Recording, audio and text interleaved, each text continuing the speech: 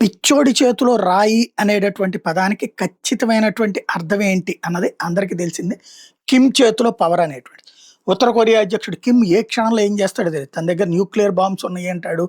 అలాగే దాన్ని అంతా కూడా ఎగ్జిబిట్ చేస్తాడు. నిజంగా అవి పేలుతాయో లేదో తెలీదు. అనేక టెస్టులు చేసుకొచ్చాడు. 10,000 కిలోమీటర్లు, 12,000 కిలోమీటర్లని. అవి నిర్దేశిత లక్ష్యాలు ఏం చేరల. కానీ మా దగ్గర శక్తివంతమైన ఉంటాయి. కానీ అవి పే కరెక్ట్ టార్గెట్‌ని ఛేదించకపోవచ్చు కానీ ఎటెళ్ళి నాశనం చేస్తావు, ఎవరు నాశనం చేస్తావో తెలీదు. పిచ్చోడి చేతిలో రాయి అనేది అందుకే అనమాట. దీన్ని కంట్రోల్ చేయడానికి ఉత్తర కొరియా ఇప్పటికే ఎయిర్ డిఫెన్స్ సిస్టమ్స్ అమెరికా దగ్గర పొంది, దక్షిణ కొరియా కొన్నిటిని పెట్టుకుని ఉంది. అంటే వాళ్ళు ఒకవేళ అట్ట పిచ్చిది ఏదన్నా వస్తే అది దారిలోనే ధ్వంసం చేసేది. అది ఒక ఎత్తు అయితే సౌత్ కొరియా ఇప్పుడు మాన్స్టర్ మిస్సైల్ ఒకదాన్ని తాజాగా రంగంలోకి తీసుకొచ్చింది.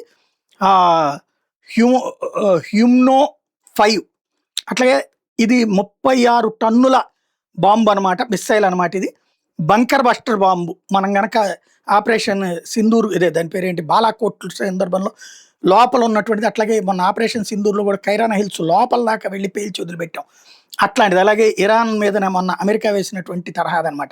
అలాంటి బంకర్ బస్టర్ బాంబ్స్ని ఇప్పుడు దక్షిణ కొరియా రెడీ చేసి పెట్టింది. ఉత్తర కొరియా కోసం అని చెప్పేసి మొబిలైజేషన్ చేసింది. ఇది 8 నుంచి 9 టన్నుల బరువు ఉంటుందట.